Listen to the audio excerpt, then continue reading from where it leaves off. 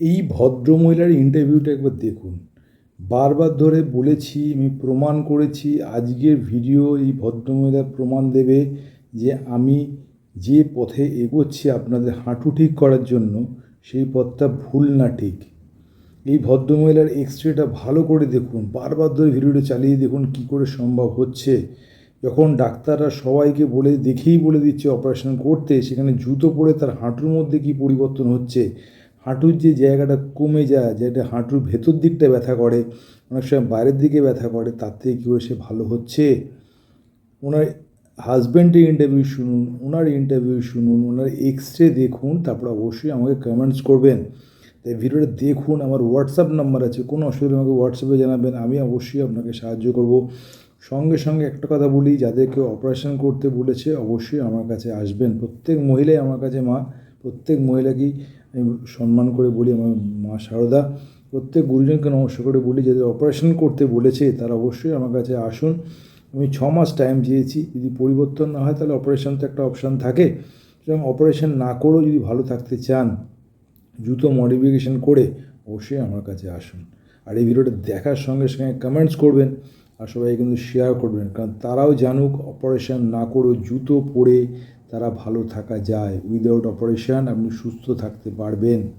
তার জন্য চেম্বারে বসে আমি যেগুলো করি, সেটা হচ্ছে খাবারের চার্ট আমি বানিয়ে দিই যাতে ওজন কমে যায়, এবং তার সঙ্গে ব্যায়ামগুলো বলে দিই যে ব্যায়ামগুলো আপনাকে করতে হবে কন্টিনিউয়াসভাবে, দিনে 2 বার করে। এই সিস্টেমটা ফলো করলে আপনার শরীরের মধ্যে পরিবর্তন হবে এবং হাড়ের মধ্যেও পরিবর্তন আসে। সেই এক্সরেটা দেখুন, দেখার পর অবশ্যই আমাকে কমেন্টস করবেন। ভালো থাকুন। আর ভিডিওটা দেখার সঙ্গে সঙ্গে সবাইকে শেয়ার করুন, আর সাবস্ক্রাইব করতে ভুলবেন না ভিডিওটা, কারণ এই ভিডিওটা সাবস্ক্রাইব করলে যখনই ভিডিও দেবো সব সঙ্গে সঙ্গে আপনার কাছে পৌঁছে যাবে। ভালো থাকুন, সুস্থ থাকুন, অবশ্যই কমেন্টস করতে ভুলবেন না। নমস্কার।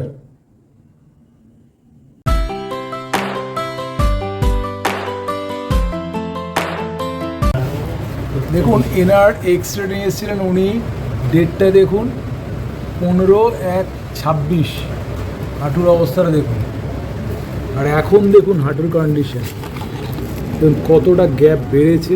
এদিকে দেখুন কতটা গ্যাপ বেড়েছে, ওটা দেখুন, ডেটটা দেখুন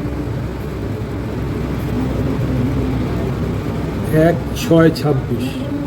সুতরাং আমি বারবার ধরে বলেছি যে জুতো পরলে আরাম পাওয়া যায় এবং হাঁটুর মধ্যে পরিবর্তন করা যায়। দেখুন কতটা পরিবর্তন হয়ে গেছে। দেখুন আগের কন্ডিশন এটা ছিল, এবং এটা লেফট রাইট। আর উনি কোথা থেকে এসেছেন আপনারা? আমরা এই মোটর থেকে এসেছি। আগে কি কন্ডিশন ছিল, এখন কি আগে আমার হাঁটতে খুবই কষ্ট হতো, হ্যাঁ এখন তো জুতো পরে খুবই আরাম, ব্যথা ট্যাথাও কম।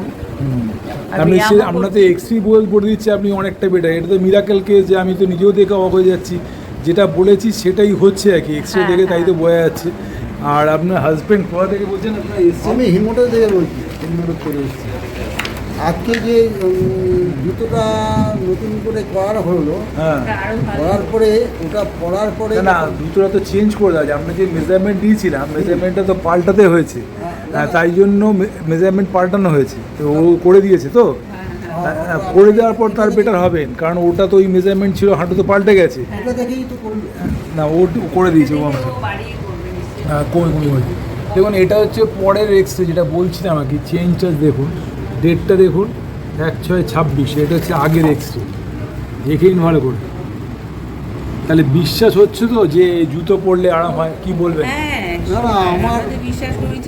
আমার বলার একটাই যে উনি তো জুতোটা পরছে, আমার তো ওয়াইফ জুতো পরছে, হ্যাঁ, ওনার যদি ভালো লাগে তাহলে সেটা আমারও ভালো লাগবে। আপনি কি ফিল করছেন? আগে যে কষ্ট পেতো সে কষ্ট কি আপনাকে বলে?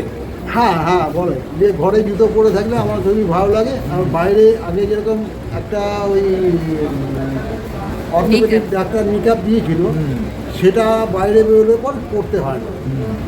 উনি সেটা ছাড়াই এখন চলাফেরা করছে। আপনি বলুন, আপনার কি কন্ডিশন ছিল আগে?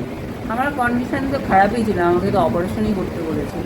সে তো দেখে ডাক্তার, যে কোনো লোক দেখেই, ডাক্তার যে কোনো লোক দেখেই বলবে অপারেশন করতে। তিনজনেই বলেছেন অপারেশন করতে হবে। হ্যাঁ, মানে এখন কতটা ফাঁকা হয়ে গেছে দেখুন। আর আগে কন্ডিশন দেখুন, দেখুন কতটা জুড়ে ছিল লেফট, কতটা জুড়ে ছিল আর এখন দেখুন আমার কতটা সাথে ফাঁকা। সন্ধ্যেবেলা জুতোটা সবসময় পরতে হবে। আর বাবাদের একটা কথা বলেছি, ব্যায়ামগুলো দিনে দুবার করে করতেই হবে। আর ব্যায়াম খাওয়া আমি দাওয়া যেরকম সবসময়- বলেছি, ওনার ওজন খুবই হালকা। হ্যাঁ। উনি জুতো পরেছেন, এই জুতো দেখুন, জুতো পরে দেখি পা দেখি মা, দেখুন জুতো পরে এসছে। নিয়ে দেখুন জুতো পরেছে, উনি ভালো জুতো নিয়ে এসছে, পুমার জুতো। বাবা ধরেছি জুতো ভালো নিয়ে আসতে, উনি পুমার জুতো নিয়ে এসছেন। তার পায়ের কন্ডিশন এই কন্ডিশন। তা এই যে ওজনটা হালকা একটা বিরাট অ্যাডভান্টেজ আছে। তার সঙ্গে সঙ্গে জুতোগুলো পরেছি, জুতোগুলো পরে যে জুতোগুলো পরছেন, তাহলে মেসেজ কি দেবেন লোককে যে এরকম জুতো পরলে আরাম পাওয়া যায়? লোকে তো অনেক বলা হয়ে গেছে, আমি তো সঙ্গে নিয়ে এসেছি একজনকে। না সেই যে মেসেজ দেবেন যে জুতো পরলে আরাম পাওয়া যায়, অপারেশন না করলে চলবে, তাই তো? হ্যাঁ 100 বার। এটা তো আমাদের দেখে অন্তত একবার এসে আমি বলবো যে দেখুন কি হয়? কি হয়। হ্যাঁ পরিবর্তন যদি হয় মনে করেছেন হ্যাঁ। তাহলে অপারেশনে যাবেন না না। ব্যাপারটা বলবেন, বাবা তোকে বলেছি সবাইকে একটা কথা বলি, যাতে মনের জোর আছে, অনেকে আছে মনের জোর আছে, মনের জোর নিয়ে দেখতে আসে, সেরকম দিলে হবে না। আমার মনের জোর মানে কি বলেছি, খাওয়া দাওয়াগুলো ঠিকমতো করতে হবে, ব্যায়ামগুলো দিনে দুবার করে করতে হবে, মানে এর জন্য ডেডিকেট করতে হবে যে আমাকে ঠিক হতে হবে।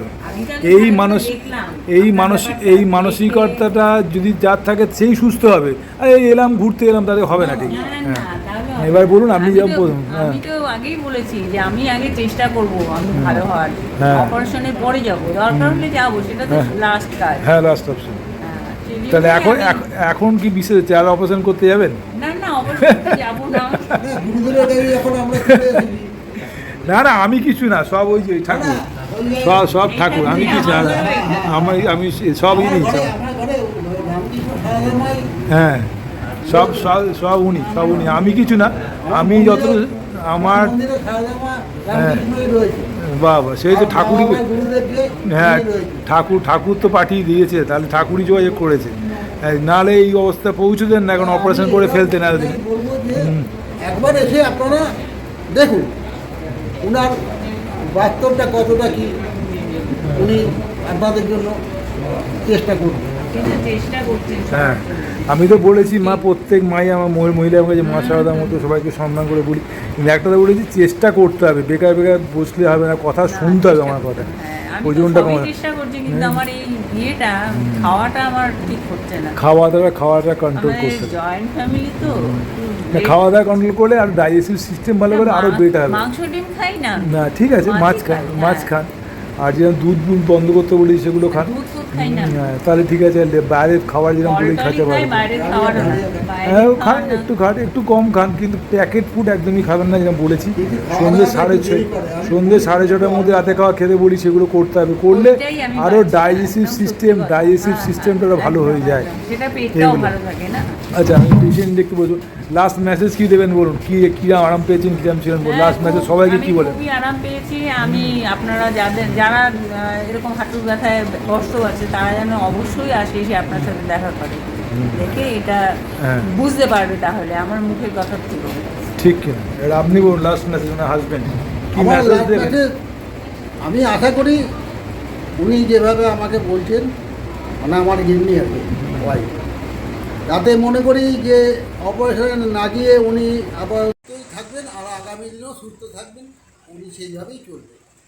আর আমাদের দীপাঞ্জন স্যার, হ্যাঁ দীপাঞ্জন ব্যাপারটা আলাদা। আমি তো দীপাঞ্জন স্যার যে শুনুন, ওটা দীপাঞ্জন তো এসছে, না, না, আমি তো এসছেন বিশ্বাস করে, সেটাই আমার কাছে বড় জিনিস, যে বিশ্বাস করে এসছেন। অনেকে বিশ্বাস করে আসে না, ওনার যে বিশ্বাস করে আপনার যে এসছেন, সহযোগিতা, আপনার যে- সে তো আমি করব। হ্যাঁ, আপনি যেটা গাইড করছেন সেই গাইডটা ঠিকভাবে নিতে পারে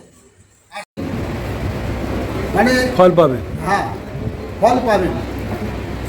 ঠিক আছে এটাই আমি বলবো, প্রত্যেককেই বলবো। ঠিক আছে যে অপারেশন বাইরে বোঝা যাচ্ছে। এই বলা হয়ে গেছে, সবাই আসবে আপনার। ঠিক আছে, ভালো থাকুন, সুস্থ থাকুন। একটা কথা বলি, অসুবিধা হলে অবশ্যই আসবেন, আমি যত পারবো সাহায্য করব। আর আপনি যে এসছেন হিন্দমোটর থেকে, কোথা থেকে এসেছেন? হিন্দমোটর। বাবা, হিন্দমোটর থেকে বেহালা এসেছি, বেহালা চৌরাস্তায় আমার চেম্বার, সেখানে এসেছি। ভালো থাকুন। আর একটাই কথা বলি, যাদের অপারেশন করতে বলেছে ডাক্তাররা, যেটা অপারেশন কেস, দেখুন ভালো করে আরেকবার দেখাচ্ছি, অপারেশন কেস দেখুন কী কন্ডিশন।